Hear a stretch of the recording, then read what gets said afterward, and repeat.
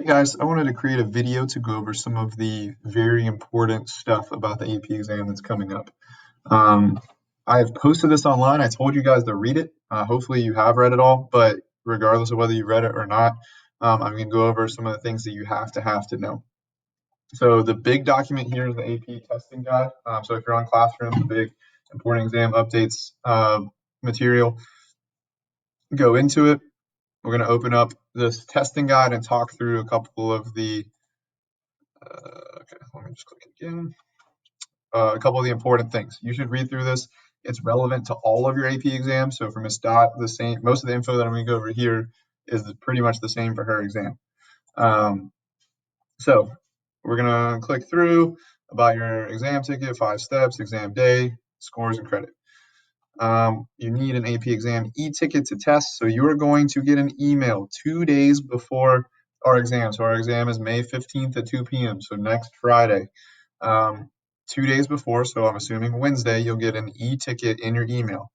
In order to do this, you need to make sure that the email that is in your College Board account is an email that you have access to and that you use and that you'll be able to see. So step one, go into College Board, make sure your contact information is correct so that you get this email. You'll be able to go into College Board now. As of today, you can go in and see all of the exams that you're registered for, and there should be a little bit of information in there for you. You probably should have gotten an email already, I think is what they said, listing all the exams that you're signed up for. E-ticket, valid, blah, blah, blah. If something happens and you miss the exam, so say your internet in your house goes down on May 15th at 2 p.m.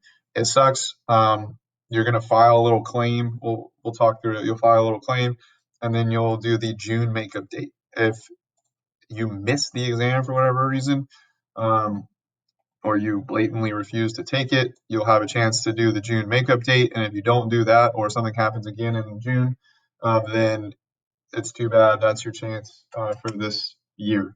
You would have to take the exam again next year if you were trying to earn college credit. So make sure that you're available, make sure everything's working May 15th at 2 p.m. so that you don't have to worry about and have the pressure of a makeup date. It's Eastern time, 2 p.m. Don't get confused. Our exam time is 2 p.m. What to expect on the exams? It won't be more difficult, blah, blah, blah. So you'll have the option to copy and paste a typed response. So you'll open up Google Docs or Word, you'll type your response in there, and then you will paste it or attach it. You'll have to play with the little demo onto their official thing, and that's how you'll submit it. You can also use a photo, like you can handwrite and then take a picture and upload it. Handwriting takes longer, so unless you really get a big advantage from handwriting stuff, I would recommend typing. Just type. There's some directions on here. Make sure that you have a compatible browser. This is really stuff that you should read through on your own, depending on which method you intend to use. If you have any accommodations via an IEP or 504, they should already be inputted into your exam. Just let me know if you have any issues with that. All right, so 5 steps to take before exam day. Number one, like I said, review your contact information. Make sure it's right so you get the AP ID email. Make sure that your device that you're going to use is working. Make sure that you have all of your stuff, whatever resources that you want to use on the exam. Make sure you have them with you. I wouldn't scatter everything all across your desk. I would have like a class set of notes, maybe your AMSCO book or your textbook, and really that's it. If you get too much stuff going on and scattered all over the place, you're not going to be able to quickly find what you need. So I would say quality over quantity in terms of stuff that's available to you. You know what you're going to look at, or know what you're going to go to try and find an answer, or try and find some outside evidence for your DBQ. Practice submitting your response. So this one, they just released it today, May 4th. If you just go to collegeboard.com, it's the very first thing that comes up. Try the exam demo. Everyone should do this. Everyone needs to practice so you know exactly what it looks like and exactly what to expect. Go to demo. This is where you'll put your actual ID on exam day. For now, it says to put in practice, and you'll go through basically setting up exactly what it's going to look like. But enter your personal information. Like you'll have 5 minutes to do this because everyone will start at 2:05, I guess. I'm not going to do all this right now. That's for you to do on your own. A lot of this information is covered in YouTube videos also. So if you don't want to listen to me or you want a little bit more in depth, AP has released videos specifically about how the exams are going to function. Let me get back to my document. Gather what you need. You don't need any additional materials in terms like from College Board for this exam. And then 2 days before, so Wednesday the 13th, you should get your AP ID. If you don't get it that day, Thursday, you need to reach out to me and we need to figure out what's going on. Don't wait until Friday and tell me that you didn't get an email and you don't have an ID. Review contact information, check your tech, what you need. I'll just confirm by going down to history and social sciences. Scrap paper, you don't need anything. Let's see, May 4th, you should have gotten an email today. If you didn't, you need to go check your contact information again 2 days before you get the AP ID. Save that. AP exam checklist is available. That's what I put.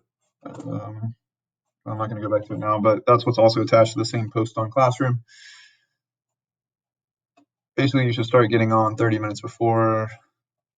Oh, exam security. So this is an important one.